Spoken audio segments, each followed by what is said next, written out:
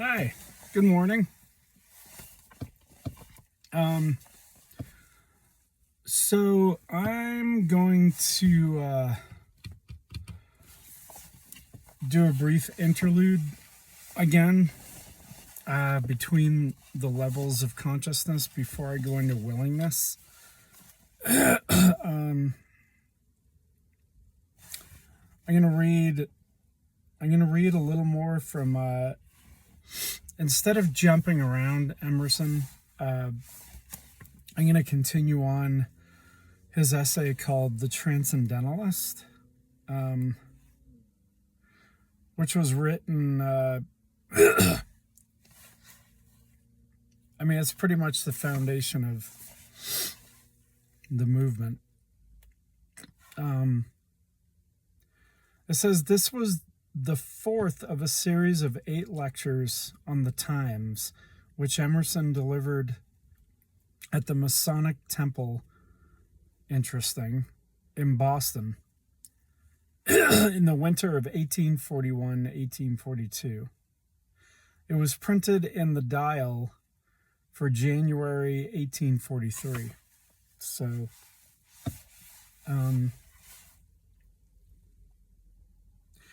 interesting, he gave the speech in a Masonic temple. However, so what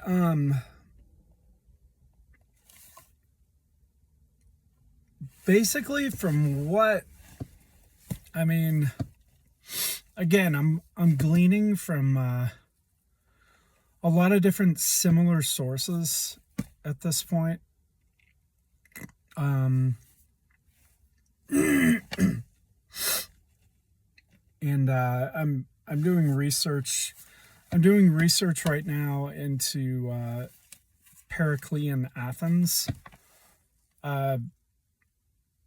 ancient Athens under the rule of Pericles, which is pretty much when they started beautifying the city and when the philosophers started coming out.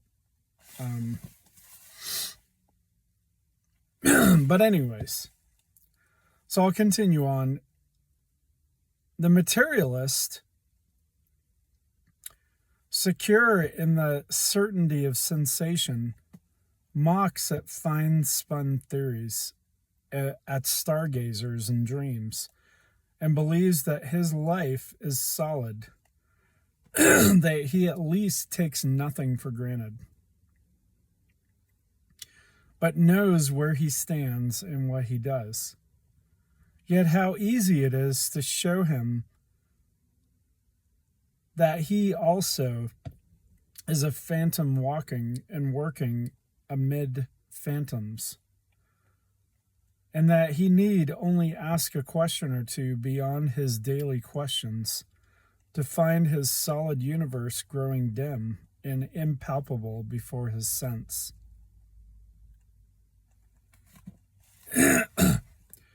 The sturdy capitalist, no matter how deep and square on blocks of Quincy granite he lays the foundation of his banking house or exchange, must set it at last not on a cube corresponding to the angles of his structure, but on a mass of uncertain materials and solidity. Red hot or white hot, perhaps at the core, which rounds off to an almost perfect sphericity, and lies floating in soft air, and goes spinning away.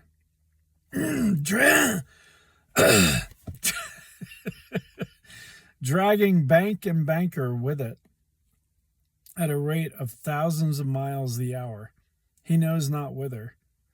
A bit of bullet, now glimmering, now darkling through a small cubic space. Now, yeah, Emerson is a poet. He's a transcendentalist, but he's also a poet. And describing the futility of capitalism and materialism and banks, and that's one of my goals, and I didn't realize it was one of the goals, but since I embarked on the Transcendentalist movement in the 1850s, I would say my consciousness has expanded. My awareness has expanded. And like I referred to Chuck Swindoll Jr., he's getting into some vast stuff. So yeah, I mean, I don't know what the Transcendentalists, I don't know what Emerson was doing in the Mason Hall, but I don't think, as amazing as the movement was, they really didn't stand a chance. I mean, just the same way that that ancient Athens under Pericles didn't stand a chance. In a world ruled by the controllers,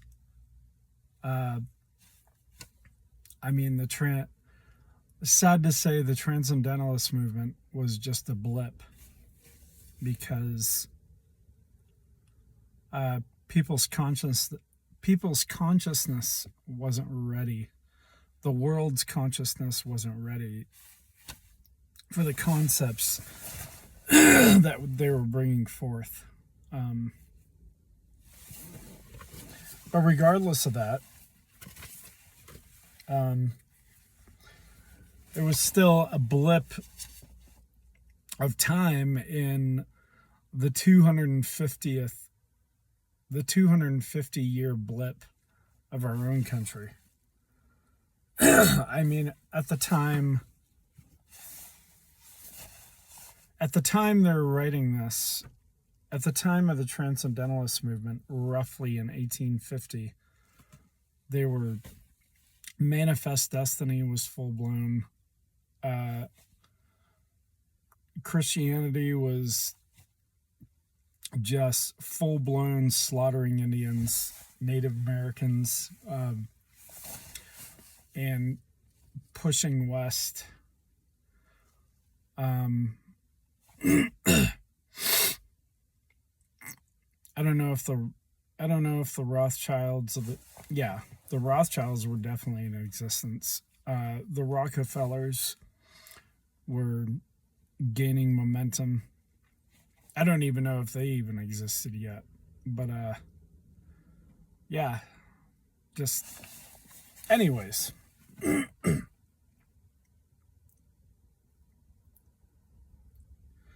A bit of bullet, now glimmering, now darkling, through a small cubic space on the edge of an imaginable pit of emptiness.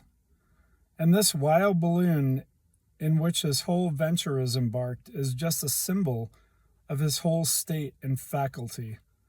One thing at least, he says, is certain, and does not give me the headache, that figures do not lie. The multiplication table has been hitherto found impeachable truth. And moreover, if I put a gold eagle in my safe, I find it again tomorrow. But for these thoughts, I know not whence they are. This is so poetic. They change and pass away, but ask him why he believes that a uniform experience will continue uniform, or on what grounds he founds his faith in his figures, and he will perceive that his mental fabric is built up on just as strange and quaking foundations as his proud edifice of stone. In the order of thought, the materialist takes his departure from the external world and esteems a man as one product of that. The idealist takes his departure from his consciousness. Aha. So, yeah. The materialist takes his departure from the external world and esteems a man as one product of that. The idealist takes his departure from his consciousness and reckons the world as an appearance. The materialist respects sensible masses. Society, government, social art, and luxury, every establishment, every mass, whether majority of numbers or extent of space or amount of objects, every social action. The idealist has another measure, which is metaphysical, namely the rank which things themselves take in his consciousness. The levels of consciousness, you might say. Not at all the size or appearance. Mind is the only reality of which men and other natures are better or worse reflectors. Mind is the only reality of which men and all other natures are better or worse reflectors. Or you could say consciousness. Nature, literature, history are only subjective phenomena. Although in his action, overpowered by the laws of action, and so warmly cooperating with men, even preferring them to himself, yet when he speaks scientifically or after the order of thought, he is constrained to degrade persons into representatives of truth. I hope I'm not droning on here. I feel it, along with the levels of consciousness, a priority to read this. Even though Emerson, I'll admit, was groping, he was groping. I'm trying to take the concepts of the Transcendentalist movement and bring them into the modern day awareness and expansion of consciousness. Again, Emerson was only groping.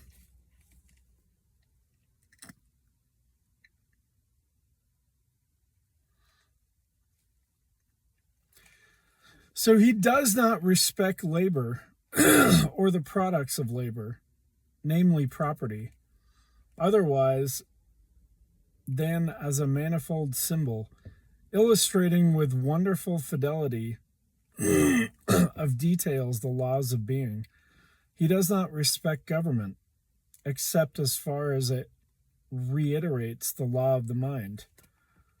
Nor does he respect the church, nor charities, religion, nor arts for themselves, but hears at a vast distance what they say, as if his consciousness would speak to him through a pantomimic scene.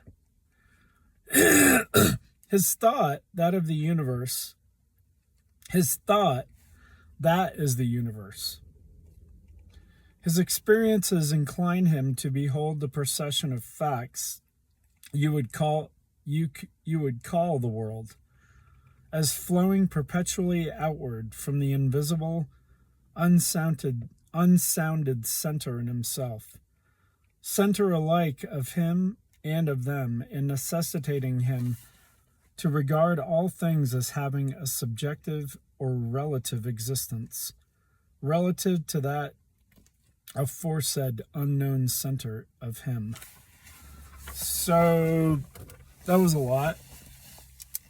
And I'm just going to stop there. And tomorrow I am going to continue on the levels of consciousness and willingness.